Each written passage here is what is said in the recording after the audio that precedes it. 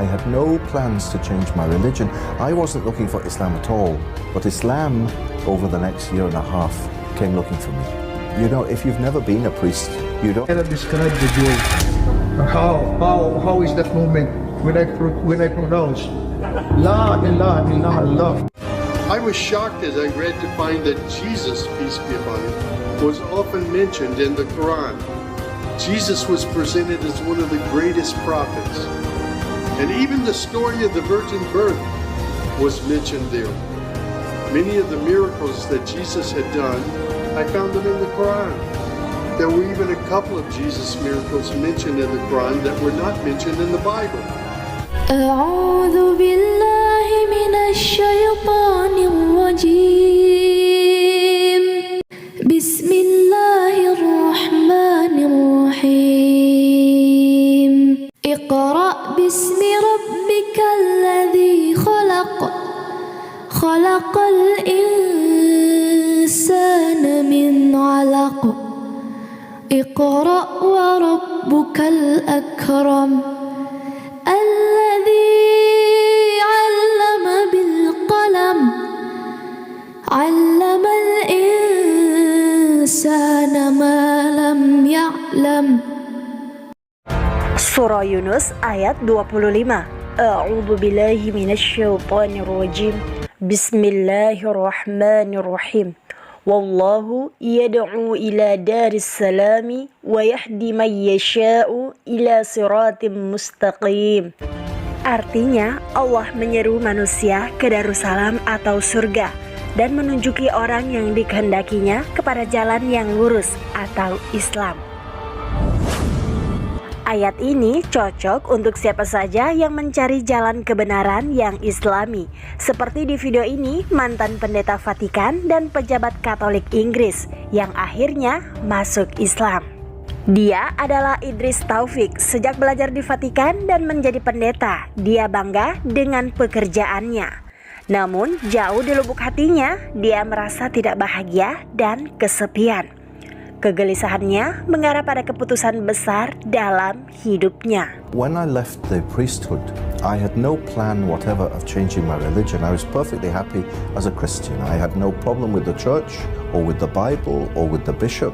The problem I had was with the job. And to be truthful, the problem was that my heart felt lonely. So Allah Almighty brought me out of the priesthood through using my heart. My heart felt lonely. And the way I like to describe it is I had no plans to change my religion. I wasn't looking for Islam at all, but Islam, over the next year and a half, came looking for me. You know, if you've never been a priest, you don't know what it's like. It's like a death and a divorce and your house burning down all rolled into one. It's a big deal. So I felt very low. Begitulah jika kebenaran sudah masuk ke dalam hati, maka air mata akan jatuh tanpa disadari. Allah berfirman dalam Al-Quran, Surah Al-Maidah ayat 83. A'udzu billahi minasyaitonir rajim. Bismillahirrahmanirrahim.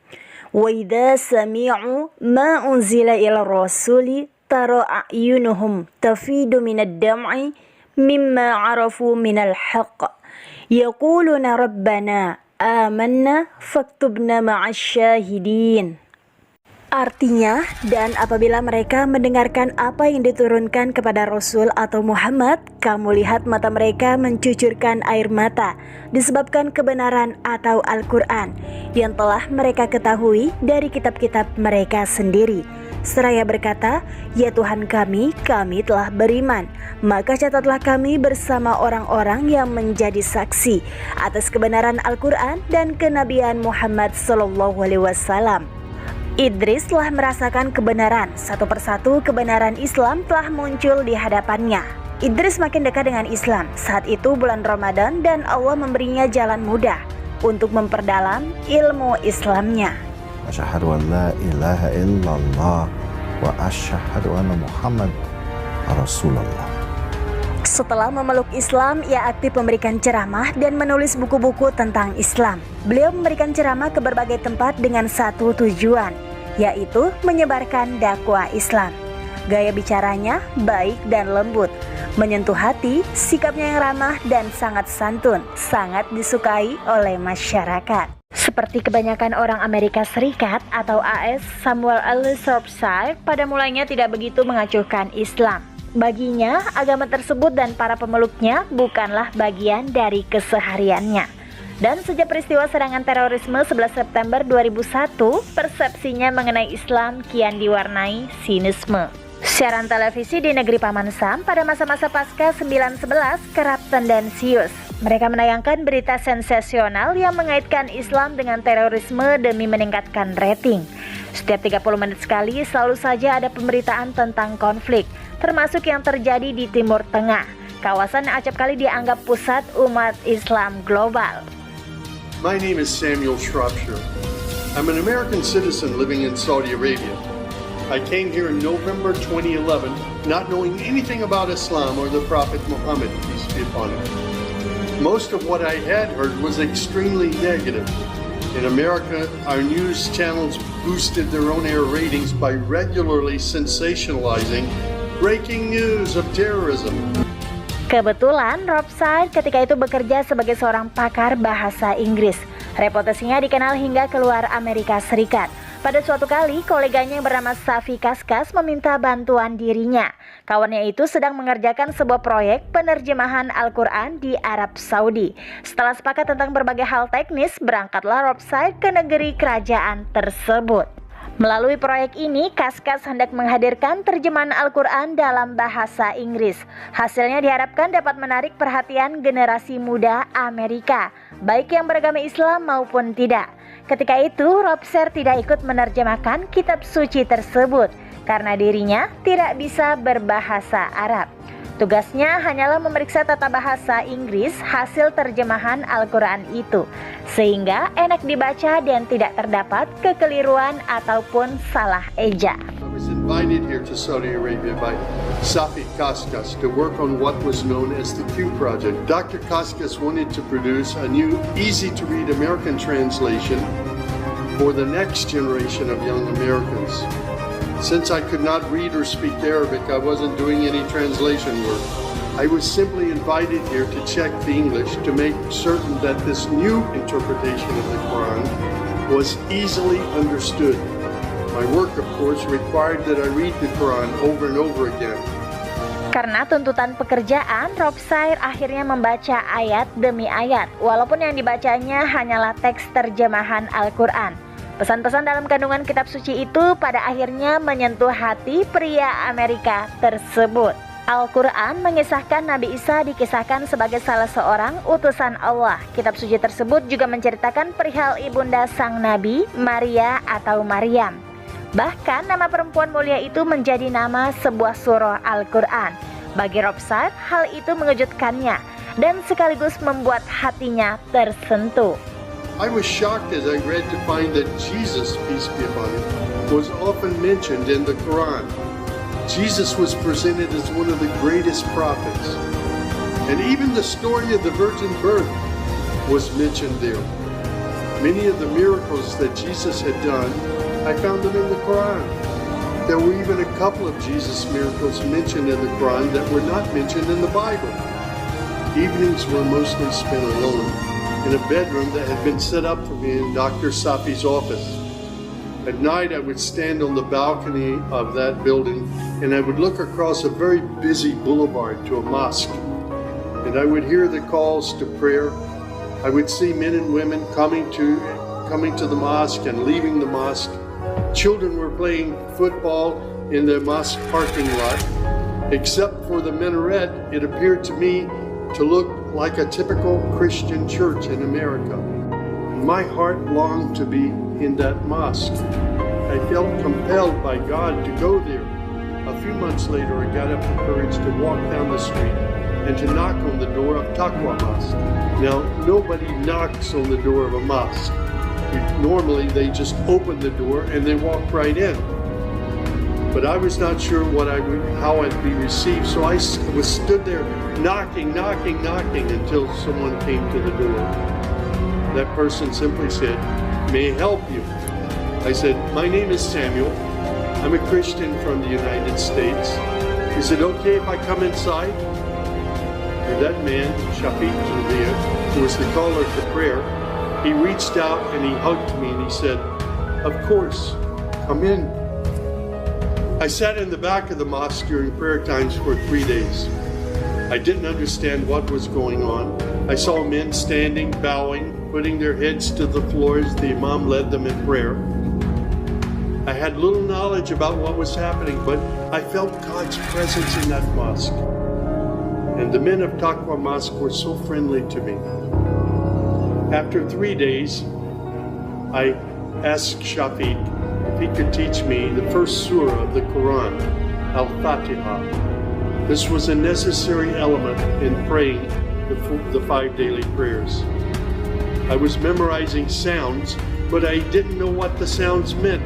So I started comparing them with an English translation I had, and I realized that there was nothing in Al-Fatiha that was inconsistent with Christian teaching. There I read the encouraging words that God was the most merciful, the distributor of mercy and forgiveness. My heart was being strangely touched by the words of the Quran and the love displayed by the men of Taqwa Mosque. Samuel kemudian diarahkan untuk mendatangi Yayasan Pendidikan Islam Al-Hamra Jeddah. Di sana dia melihat anak-anak bersemangat mempelajari Islam. Tak ada satupun ajaran radikal ataupun doktrin terorisme yang diajarkan di sana. Dr. Sadiq Malki would later drive me to the Islamic Education Foundation in Al-Hamra neighborhood of Jeddah, where I said Al-Shahada. Dalam Islam, semua manusia sederajat, orang kaya dan miskin, pejabat dan orang awam, aparat dan sipil adalah sama. Yang membedakan tiap orang hanyalah takwa. Hal itu semakin membuatnya takjub, sehingga dia mengucapkan syahadat, berikrar memeluk Islam. Setelah memeluk Islam, dia mulai mempelajari dasar tauhid dan mendalami pengetahuan ihwal rukun iman. Ajaran iman ini sepenuhnya konsisten dengan sifat manusia. Tetapi dia bertanya-tanya bagaimana menjalani kehidupan sebagai muslim. Pencarian dia terhenti kepada rukun Islam. Untuk membuktikan seseorang adalah muslim, maka dia harus bersyahadat. Kemudian sholat yang menjadi bagian penting dari kehidupan.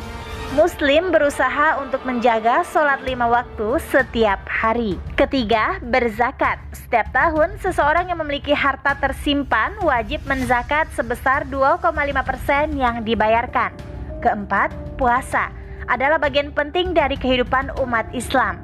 Muslim berpuasa selama bulan Ramadan. Mereka melakukan ini setiap tahun, berpantang dari makanan, minuman, dan hubungan suami istri dari fajar sampai terbenam. Seseorang juga harus menahan diri dari argumen yang sia-sia, pertengkaran, dan hal-hal yang terlarang. Bulan ini memberikan peningkatan spiritual yang unik bagi semua umat Islam. Kelima, ziarah atau haji. Hal ini dilakukan di Tanah Suci. Ini adalah tugas setidaknya 1 kali dalam seumur hidup. Syaratnya memiliki kemampuan secara fisik dan finansial. Pastor Stone King, mantan pendeta Kristen yang populer, penulis dan aktivis progresif, mengejutkan seluruh dunia dengan mengumumkan masuk Islam dengan istrinya Rai pada 10 Maret 2023, hanya sehari sebelum dimulainya puasa Ramadan 1445. Dalam siaran langsung, pasangan itu bersyahadat di Valley Ranch Islamic Center di Dallas, Texas. Dibagikan di Instagram oleh Imam Dr. Omar Sulaiman dalam postingan pada 11 Maret 2024. Son King mengumumkan bahwa dia dan istrinya Rai masuk Islam untuk memulai Ramadan di masjid mereka di Dallas, Texas. Mantan pendeta berusia 44 tahun dan menjadi solidaritas serta dukungannya terhadap Palestina, menyebutkan perlakuan tidak manusiawi terhadap warga Palestina oleh Israel sebagai bagian dari inspirasi pertobatannya. Pastor Hilarion Heggie masuk Islam pada Februari 2023. Pastor Hilarion Heggie yang sebelum pertobatannya adalah seorang pendeta Kristen Timur yang terkenal, berbasis di California, Amerika Serikat. Dia sebelumnya adalah seorang Ortodoks Rusia setelah bergabung dengan gereja Ortodoks Antioquia pada tahun 2003 sebelum berangkat pada tahun 2007 dan beralih ke gereja Katolik Timur. Perjalanannya menuju Islam melalui beragam jalur yang diambil secara individu dalam pencarian spiritual. Tak lama setelah pertobatannya, Pastor Higi mengganti namanya menjadi Said Abdul Latif. Katanya, dia meninggalkan iman Kristennya dan masuk Islam setelah memahami pesan dari Al-Quran. Abdul Latif tidak menganggap memeluk Islam sebagai perpindahan agama, melainkan menyebutnya kembali. Karena ia yakin Islam adalah asal mula identitas primordialnya. Jelasnya dalam salah satu postingannya di media yang mengutip Al-Quran.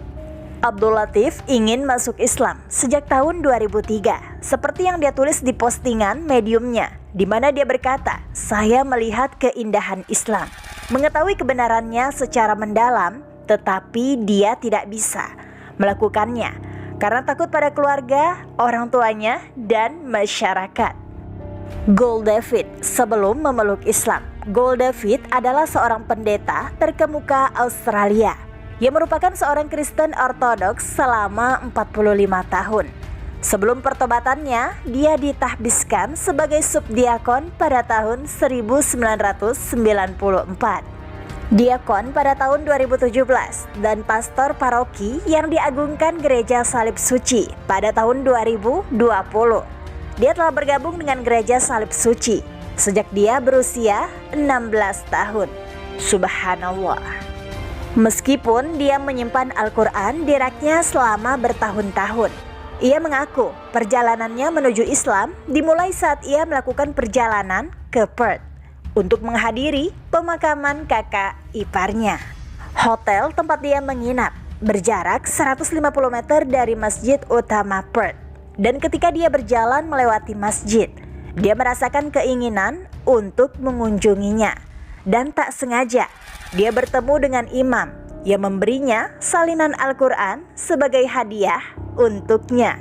Dia berkata, "Selama bertahun-tahun saya memiliki Al-Quran di rak buku saya, dan saya tidak pernah menyentuhnya. Tapi kali ini, aku kembali ke hotelku, dan kamu tahu, aku bersujud dan memohon kepada Allah. Kamu tahu ya Allah, tunjukkan padaku kebenaran mutlak. Tunjukkan padaku apakah Islam itu benar atau salah. Apakah agama Kristen itu benar atau salah. Apakah kekristenan Ortodoks itu benar atau salah." Dan aku berdoa beberapa saat sambil berlutut sujud. Katanya dia sudah terbiasa sujud karena umat Kristen Ortodoks biasanya bersujud dengan cara yang sangat mirip dengan agama Islam. Dia bersujud dan berdoa kepada Allah Subhanahu wa Ta'ala untuk membimbingnya ke agama yang benar. Dan ketika dia duduk untuk membaca Al-Quran, dia menyadari bahwa dia secara intuitif, intelektual, secara emosional, secara spiritual, firman Tuhan yang sebenarnya, dan dia harus memperhatikannya. Dan dia berkata, "Saya baru tahu. Saya langsung tahu bahwa ini adalah kebenaran mutlak dan saya tidak bisa lagi mengabaikannya." Kemudian dia menghubungi imam di Perth dan mengajak syahadat melalui telepon. Masya Allah. Dia telah menyatakan bahwa perdamaian dan kebenaran yang dia cari terletak pada Islam. Menjadi seorang mu'alaf bukanlah keputusan yang mudah. Bagi banyak orang, perjalanan ini adalah pencarian jati diri yang mendalam, penuh tantangan dan mengubah hidup. Tetapi, melalui kesulitan dan ketidakpastian, mereka menemukan kekuatan dan keberanian untuk memeluk Islam. Setiap mu'alaf memiliki kisah yang unik. Mereka datang dari berbagai latar belakang budaya dan keyakinan sebelumnya. Namun, mereka semua berbagi semangat dan keinginan yang sama untuk menemukan kedamaian dan kebenaran. Melalui penutup video ini, saya ingin mengajak Anda untuk berempati dan menghormati perjalanan hidup seorang mu'alaf. Mari kita membuka pikiran dan hati kita untuk memahami pengorbanan dan pengalaman mereka dalam menemukan iman baru bagi mereka. Terima kasih atas waktu dan perhatian Anda. Semoga video ini membantu kita semua memperluas wawasan dan saling menghormati perbedaan kita. Sampai jumpa di video berikutnya. Like postingan ini jika bermanfaat. Kalau setuju, tulis di komen ya. Dan jangan lupa subscribe-nya serta share ke teman kamu biar pada tahu. Wallahu a'lam bishawab. Wassalamualaikum warahmatullahi wabarakatuh.